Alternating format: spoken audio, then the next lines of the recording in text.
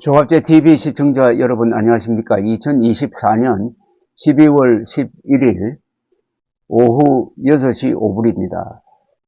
작금의 비상계엄령 사태에서 드러나고 있는 윤석열 대통령의 행태는 왕에 가깝습니다.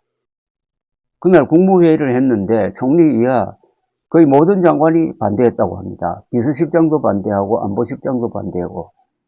그런데 이거는 내 소신이다 하면서 그냥 밀어붙였다는 겁니다. 그때 읽은 계엄 선포문은 왕이 아니면은 도저히 그렇게 쓸 수 없는 내용이고, 잇따라 나온 포고령도 왕이 아니면 그렇게 쓸 수가 없습니다. 왜냐하면은 헌법을 모조리 위반했습니다. 왕이냐 아니냐는 간단합니다. 그 기준이. 대한민국 헌법 위에 있는 사람은 왕이라고 생각하는 사람입니다. 대통령도 헌법 아래에 있죠. 근데 윤석열 대통령은 비상계엄령을 펴려면은 전시 또는 준전시 국가 비상사태로서 군사력이 꼭 필요할 때 편다고 딱 명문 규정이 있는데 그거 싹 무시해버리고 민주당이 나를 기분 나쁘게 하니까 계엄령으로 경고한다. 이런 차원에서 계엄령을 폈다는 것 아닙니까? 그러니까 이건 완전 왕입니다. 왕. 그리고 보궐령에 보면은 그러니까 직장을 유지하는 상태에서 일 안 하는 걸 파업이라고 그러죠. 그게 아니고 전공의들은 사표 내고 나가버렸습니다. 다른 데서 일하고 있어요. 근데 그 사람들 보고 48시간 안으로 돌아오지 않으면 처단하겠다고 했습니다. 이렇게 무리를 할 수 있는 사람은 대통령이 아니고 왕입니다. 더구나 처단하겠다고 그랬어요. 처벌하겠다고 해야지. 처단하겠다고 하는 순간에 윤석열은 왕이 되어 있었습니다. 그러니까 국민들이 모르고 있었던 사실이 있습니다. 이제 이분은 왕이었습니다. 농담이 아니고 진짜 왕이었습니다. 무소불위의 왕이었습니다. 헌법이나 법률은 그냥 그게 폼으로 있는 거고, 나는 헌법, 법률 그건 참고사항이고 내 마음대로 하겠다 하고 내질렀다가 역시 군대도 말을 안 듣고, 더구나 국회가 결정적인 역할을 하면서 윤석열 대통령은 왕이 아니고 대한민국의 대통령임을 증명했습니다. 그래서 앞으로 탄핵, 수사 등 이런 처벌을 대기하고 있는 거죠. 윤석열 대통령에게 당신은 왕이 아니고 그냥 국민이야. 헌법 앞에 평등한 국민이야. 라는 것을 가르쳐 준다면은 그 나름대로 의미가 있다고 생각하는데, 자, 왕과 윤석열과의 관계를 풀어보면은 이게 또 이상한 주술적 상징성이 있습니다. 윤석열 대통령이 24만 표 차이로 아슬아슬하게 대통령에 당선되었으면은 처음 출발을 좀 조심스럽게 해야 되고, 특히 자기를 대통령으로 만들어준 2030 중도층의 지지를 굳혀가지고 앞으로 계속 정권을 안정적으로 유지해가는 이런데 신경을 써야 될 텐데, 느닷없이 나는 청와대로 들어가지 않겠다. 청와대는 제왕적 권력의 상징이다 하면서 느닷없이 국방부 보고 2달 안으로 방빼 하면서 들어갔습니다. 이게 바로 왕이 아니면 할 수 없는 일 아닙니까? 근데 말은 뭐라고 했는지 압니까? 제왕적 권력의 상징인 청와대에서 용산으로 가서 국민들과 소통하겠다. 이렇게 이야기했습니다. 그런데 용산 대통령실로 들어가서는 소통은커녕 역대 대통령 중에 기자회견을 가장 적게 하는 불통 대통령이 되었습니다.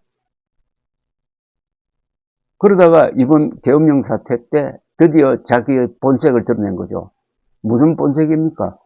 왕으로서의 본색을 드러낸 겁니다. 그래서 이 벌써 오래된 이야기로서 이 기억에 가물가물할지 모르지만은 2021년 국민의힘 대선 후보 경선 때 있었던 이 에피소드가 새삼 생각나는 겁니다.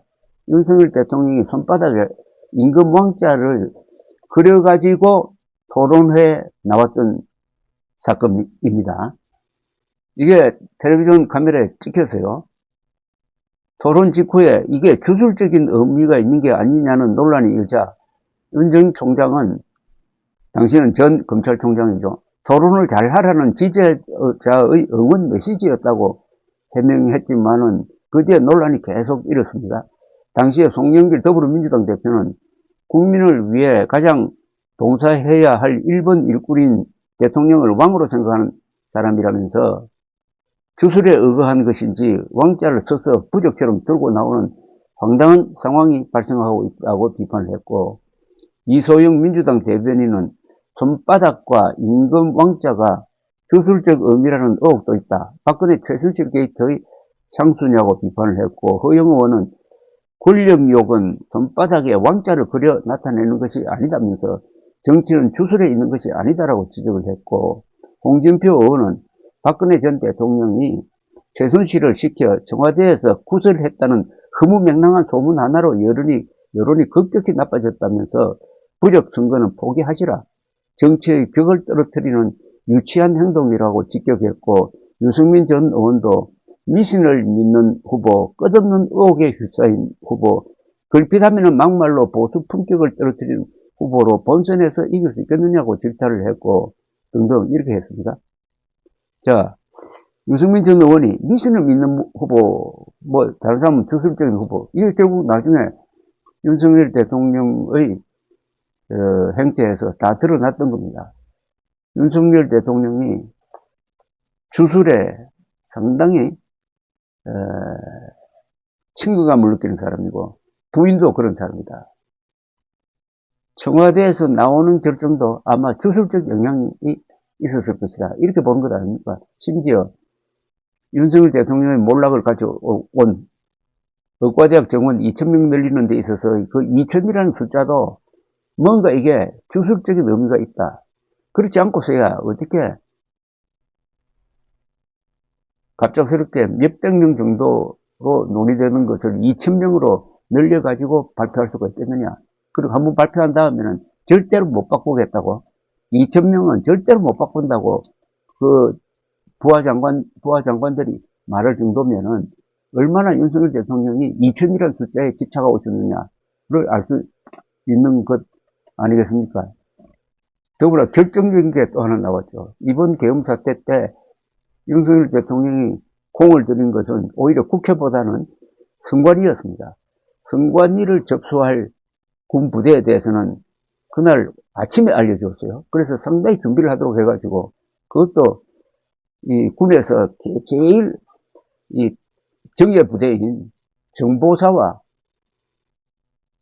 방첩부대 시켜가지고 특수요원들이 계엄 발표가 있자마자 즉시 과천에 있는 선관위로 출동을 해가지고 세 곳을 압수수색하고, 특히 선관위의 핵심인 전산실 서버를 압수하려고 하다가 법무관들이 이거는 문제가 있다 해가지고 하지는 못하고 뭐 사진 찍고 나왔습니다만, 그게 바로 부정선거 음모론이라는 이 미신에 넘어간 윤석열 대통령이 그 미신을 믿고 이런 엄청난 일을 벌인 거거든요. 계엄군이